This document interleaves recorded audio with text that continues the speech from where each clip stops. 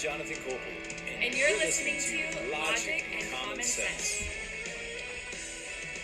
We've got such a special treat for you. On this episode, Emily and I are sharing a conversation that we recently had with Melissa Woodford, all the way from Florida, America. She's going to talk a little bit about her experience in journalism, working for NPR. She also is going to share a personal experience where she was totally attacked by a professor just for being a little bit different than the other students, as well as tell us what is going on in Florida with a bill that has been drafted by Anthony Sabatini to protect the great citizens of that state from mandatory COVID vaccinations. So take a listen to this great conversation with the Melissa Woodford. All right. Hey, everyone. Emily Bird here with Jonathan Copel and Melissa Woodford. So we're very excited to have her on today and do a little interview / conversation. So yeah, Melissa, just tell us a little bit about yourself, what you do, where you're from, that sort of thing. Sure thing. So I'm from Florida. I recently went to UCF and graduated from there this summer. And one of the things I studied was broadcast journalism. So during my time at UCF, I went and I interned at National Public Radio for a semester. So one of the things I experienced while in college was, as a Christian conservative, I was incredibly censored for my viewpoints. So even though I wanted to report on stories neutrally, I was specifically told by my professor that I wasn't allowed to succeed. He would tell the students to go out and do their best to show initiative and try to come up with story ideas of their own. But then he directly pointed at my face and said, "Except for you." Did that really happen? That actually happened. Well, what was your reaction in that moment? Like, walk us through. Right. How are you feeling in that moment? It was very discouraging. I felt like I wanted to go ahead and explore my gifts and explore whether broadcast journalism was something I really wanted to pursue. And I felt incredibly frustrated, and my joy was dampened and suppressed by him. But I think the most frustrating part was when I wanted to do a story on a bus that would come to campus, and the goal of this bus was for medical reasons, and it was to deliver sonograms or just have sonograms and also give free pregnancy tests to women who wanted to come onto the bus. So when I asked if I could write about this story, I was told that the only way I could cover it was if I covered it from essentially a leftist perspective, if I found someone who wanted to theoretically protest this bus, which I've never heard of a person who wanted to protest. Who wants to protest that? I mean, it's like free pregnancy tests, free sonograms. What is there to protest? It's exactly. Like, if you care about women at all, you would think that they would be in favor of something like that, especially on a college campus where resources probably aren't as there's probably not as many resources for these students. Well, right. Well, when you look at a case like Doe versus Bolton, and it's talking about the health of the mother, you would think that proponents of pro-choice legislation would actually care about health. But even though I pitched this subject from a health neutral perspective, I was told that I wasn't allowed to interview the owner of the bus, and the only soundbite I could put into the news story was from this theoretical person, which I had to go invent and find. So I did. And then I had to take that soundbite, and then that was the only thing I could use to tell the story. So this was just one example of the censorship I experienced as a Christian conservative on campus. I also mentioned that I went to NPR.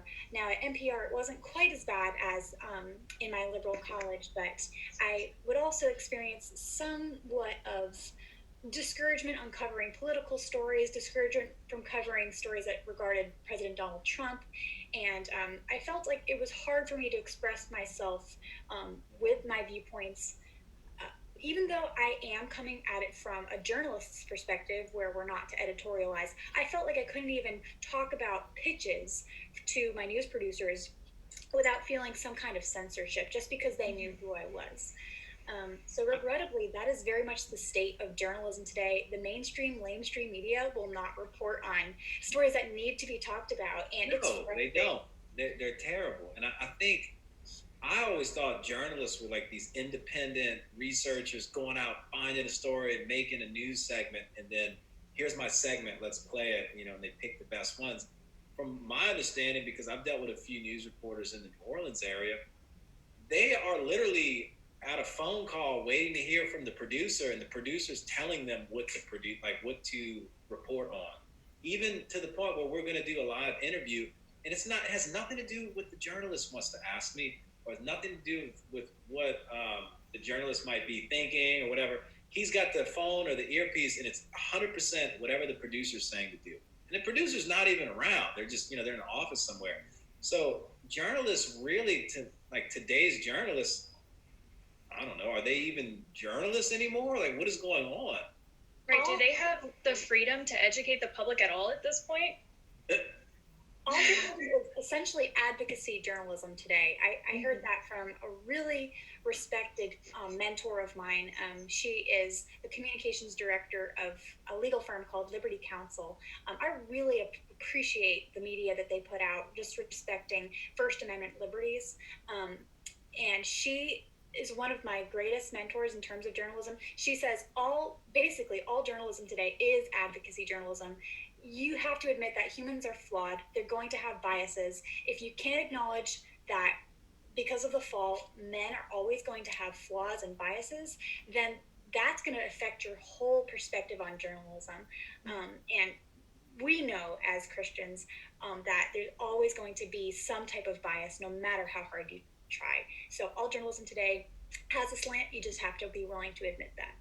Right. Well, and I feel like to get a full picture too, they can't shut down one side or one bias, if that's what you want to call it. You can't just have the left's opinion in journalism. You also need the right's opinion as well, so that people can have that well-rounded, educated view of what's going on. Exactly. For sure. Yeah. So. What? Yeah, that's not happening. Like both. Oh yeah, not at all. Right. No, that's crazy. And it's really interesting getting, I guess, an insider's perspective of what's going on, because we see it from, neither of us are in journalism, so we see it from a very outside point. And when we're gathering these like articles and things like that, and we can tell that they're slanted primarily to the left most of the time. But I guess going off of that, so we're both living in Louisiana, you're in Florida. Tell us a little bit more information on just like, what is the environment like right now in Florida? Post-election, during the pandemic, all of that kind of stuff. What is it like over there? For sure. So here in Florida, I feel incredibly grateful for all of the freedoms that we've had with our governor. He is an amazing governor, but not only do we have a great governor who has actually recently promised we have no more face mask mandates or lockdowns. That's great. We have some great representatives as well, one of which I've interned for. His name is Representative Anthony Sabatini. So one thing that happened recently that he passed, or he's trying to get passed in the next session, is to have no forced vaccinations. Now, I think it's a great idea to be able to choose for ourselves whether we want vaccinations, like something like the polio vaccine. But Absolutely. When it comes down to the government forcing you to accept a vaccine, I believe we should have that freedom. So recently I went to a dinner with the Florida Freedom Keepers, who are actively fighting for this across the state. They're doing some great work to inform us about if there's anything like aborted baby body parts in a vaccine. We need to know about that. And I would like to do more research into that, but we need to have that awareness. Also, I think that I've read some news articles that have said things like it may cause infertility to take a vaccine. So these are things we have the right to know about. We need to inform ourselves and make sure we are making a clear decision without being forced to by government. Another thing he recently is trying to get passed is a bill to repeal a Florida emergency gun ban law. On May 31st, the mayor of West Palm Beach, where SAS will actually be for Turning Point USA's Student Action Summit, they declared a state of emergency in response to unrest that would ban both the sale and possession of firearms. What? So wow, that's crazy. I can't bring my gun to SAS? Like... Well, basically, Sabatini's trying to get a bill filed to repeal that. But that's so weird, because you would think Okay, I don't know. Every state's different, but in Louisiana, like let's say you have your gun in your car. Like, okay, New Orleans, very dangerous. There's like every time you had a stop sign, like you don't really stop all the way just in case, especially if it's at night. But I keep a pistol in my car, so I don't know how serious that law is. But would that mean if you have your gun in your car and you're driving and you get pulled over, like, oh, this is a state of emergency, you have a gun in your car, now you're fined or arrested? Because here your car is considered an extension of your home. In Florida, I don't know if it's the same way. I don't know if you know, but would that mean I can't have a gun in my car? Well, I would certainly hope you could. I think that would be a question for Representative Sabatini. I have to look that up. But That's I just know that he is a representative with a backbone. He is fighting for some key issues I believe the rest of the country should be fighting for. Just to quickly name a few other ones, he is fighting recently. One thing he passed was to try, or proposed, is to try to allow for people to have lawsuits against large social media companies that censor users' content. That's one thing. And then another thing is that he's fighting against transgenderism. This is a controversial topic, but Is it's that religion, transgenderism? I haven't heard that term. So what I mean by that is there are sometimes, well, children who choose to change their own gender for whatever reason, but Representative Sabatini is trying to make it so that that's mitigated, and he's trying to make it so that parents will have to have the final say in that. Now, as to the details of that bill, I can't recall how too many details, but the point is it's a very hot button topic that most representatives won't even go near with a 10-foot pole. But because he believes in things so strongly, he will fight. He will go ahead and just try to fight for them anyway. He thrives on opposition, and he's a pit bull. So a lot of people will say things like, "We're moving to Florida just because of how hard Representative Sabatini is fighting." I'm not gonna lie, I've thought that myself. I said, man, that guy's great. I want to live where he's Right. at. Well, and it's so incredible to me that some of these topics even have to be debated. Like, you would think in the free world, we would automatically, unquestionably have the last say on what gets pumped into our bodies, when it comes to vaccines. And I know some of the major companies are in legal contracts to where if something happens to the person who gets the vaccine, or not specifically coronavirus vaccine, but any of these vaccines that they have legal contracts on, they won't have to take on the downfall of that, like monetarily or any other legal way. So where's the motivation at that point for them to do sufficient research into what's actually being pumped into our bodies? And again, at that point, who are they to say that we should or have to pump this stuff into our bodies or into our kids' bodies? It's so crazy to me that that's being argued in America right now. Right. That is so true, and that is definitely so scary. Another thing that I'm just really grateful for is that, like I said earlier, here in Florida, DeSantis is basically saying we're not going to have forced lockdowns. And this is just, in terms of the media, this is just another thing that it's not being talked about at all. There was a recent study that came out from the New England Journal of Medicine that it was a study conducted at Mount Sinai in cooperation with the Naval Medical Research Center. It was performed on Marines who had to go through stringent quarantine efforts. And that study showed that lockdowns did no noticeable thing to improve the rate of people staying healthy. Wait, who did that study again? This was for the New England Journal of Medicine. It was conducted at Mount Sinai at the Naval Medical Research. So real medical professionals with like scientific backgrounds did this study. Is that what this is saying? This is an absolutely legitimate study that the lamestream media is not touching. It's so fake. Yes, it's fake. It goes to show that they all have this agenda. They're not willing to talk about it when it proves them wrong. They'll just sweep it under the rug, and that's the media culture we're seeing today. So people people like you, Jonathan, and you, Emily, and podcasts like Logic and Common Sense are so vital. And I'm so thankful for the work you guys are doing, because if we don't talk about these things, the mainstream media will not. No, So I just want to applaud you for what you're doing. Thank you. Right. Well, and they're ignoring all of the other negative side effects that we're seeing with lockdowns. Increased mental health issues, increased child abuse, domestic abuse, those sort of things. We're seeing a dramatic increase in, and it's been very, I guess, very obvious, or you could argue that those detriments are actually having a worse effect on people than this disease itself.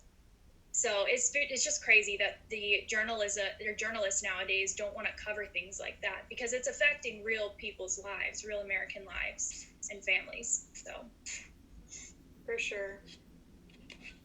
Well, and also, oh, go ahead. Oh, sorry, but that I'm switching gears. Go ahead. that makes me think, like, because the major news organizations are not covering actual news, right?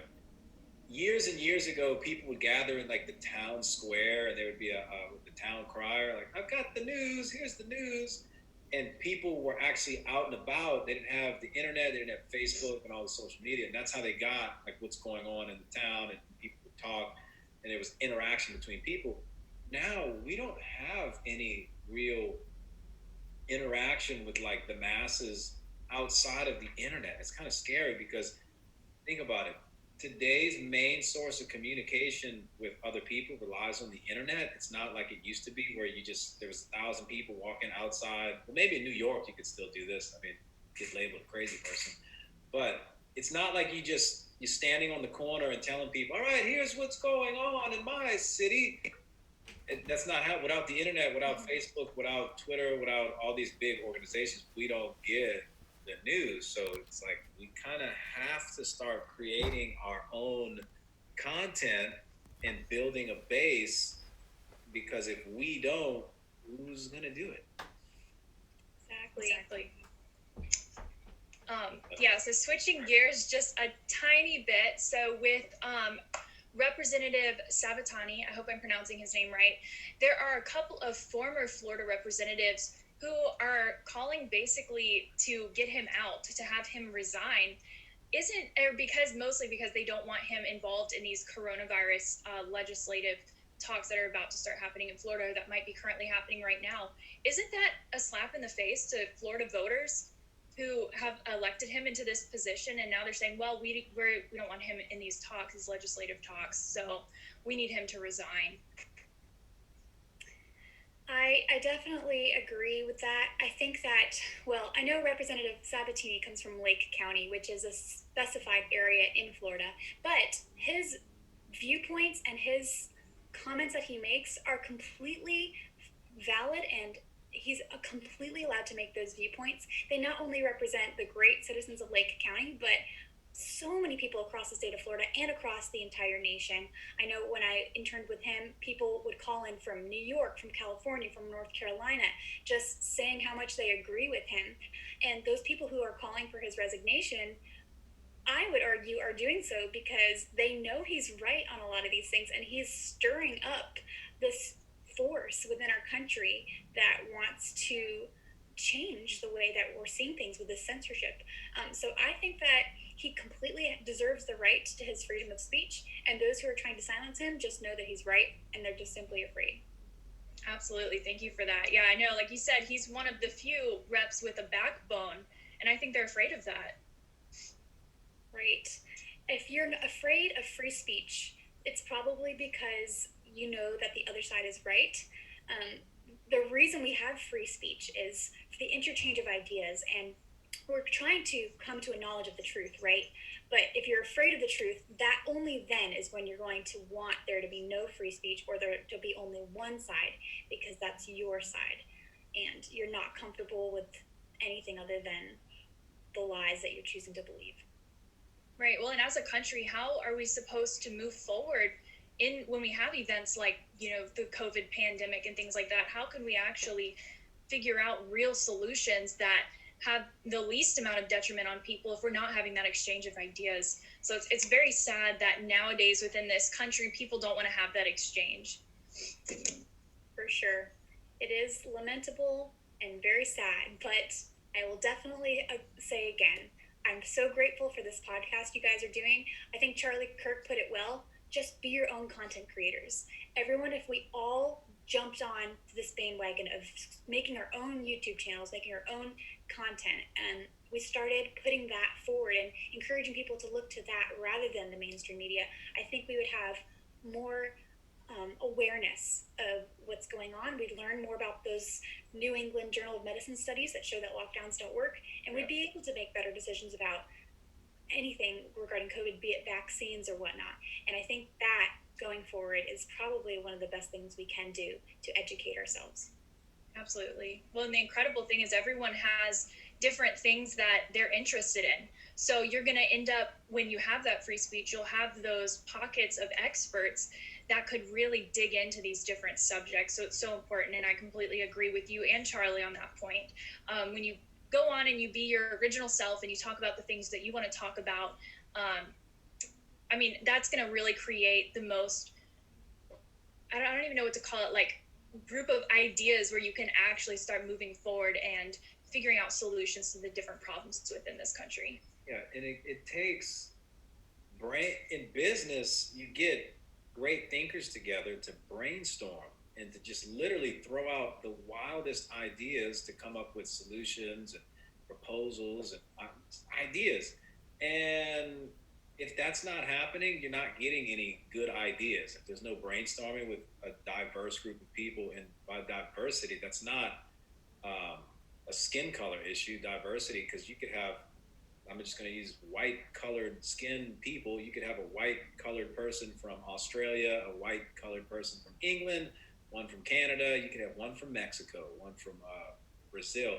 And every single one of those people who happen to have the same color skin have a totally different cultural background, totally different ideas. So we need that. And I think what's happening is like we're seeing other people's content. Like Melissa, I saw your stuff and I was like, oh, this is great. There's another conservative person putting out like content and it doesn't really care if people see it. Like, this is wonderful.